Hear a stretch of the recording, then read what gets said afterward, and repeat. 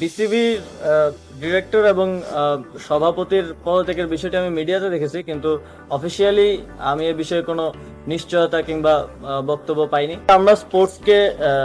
রাজনৈতিক প্রভাব মুক্ত করার একটা এজেন্ডা আমাদের আছে এবং সেই জন্য আমরা একটা সার্চ কমিটি গঠন করে দিব, যারা প্রত্যেকটা ফেডারেশনের বর্তমান অবস্থা,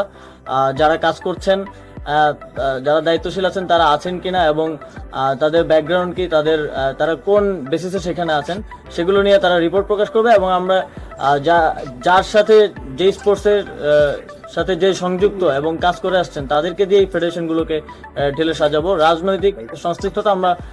সর্বোচ্চ কমিয়ে আনার চেষ্টা করব। আমরা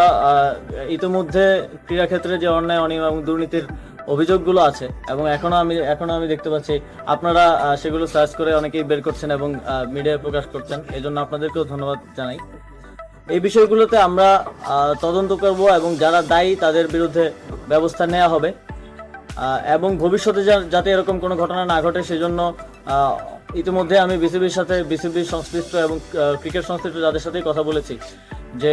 যেই গঠনতন্ত্র আছে আমাদের প্রত্যেকটি ফেডারেশনের, সেই গঠনতন্ত্রগুলো যাতে ডেমোক্রেটিক হয় এবং সেখানেও যাতে একনায়কতন্ত্র চর্চা করার সুযোগ না থাকে, সেভাবে সেগুলোকেও পুনর্গঠন করার আমাদের পরিকল্পনা আছে। অনেক ইনফ্রাস্ট্রাকচার আছে এবং ডিপার্টমেন্ট আছে যেগুলো এখন তেমনভাবে সক্রিয়ভাবে রান করছে না আর কি। তো আমরা সেগুলোকে সক্রিয় করার জন্য সর্বোচ্চ চেষ্টা করব এবং এক্সিস্টিং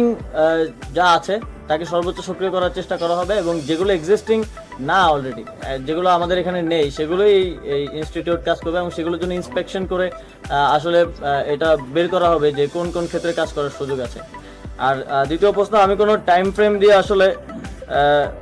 তার মধ্যে বাধা পড়তে চাই না, কারণ এখানকার বাস্তবতা অনুযায়ী যত দ্রুত সম্ভব আমরা স্পোর্টসের প্রতিটি ক্ষেত্রকে সক্রিয় করার চেষ্টা করব এবং যেই জায়গাগুলোতে প্রবলেম আছে সেগুলো সলভ করার জন্য ইতিমধ্যে আমরা কাজ শুরু করে দিয়েছি। এর প্রাথমিক একটা লক্ষণ হলো আমাদের স্পোর্টস ইনস্টিটিউট। বিসিবির ডিরেক্টর এবং সভাপতির পদত্যাগের বিষয়টি আমি মিডিয়াতে দেখেছি, কিন্তু অফিসিয়ালি আমি এ বিষয়ে কোনো নিশ্চয়তা কিংবা বক্তব্য পাইনি। এ বিষয়ে আমরা আলোচনা করছি বিভিন্ন স্টেক হোল্ডারদের সাথে, ক্রিকেট সংগঠক, সাবেক ক্রিকেটার, এ বিষয়ে একটি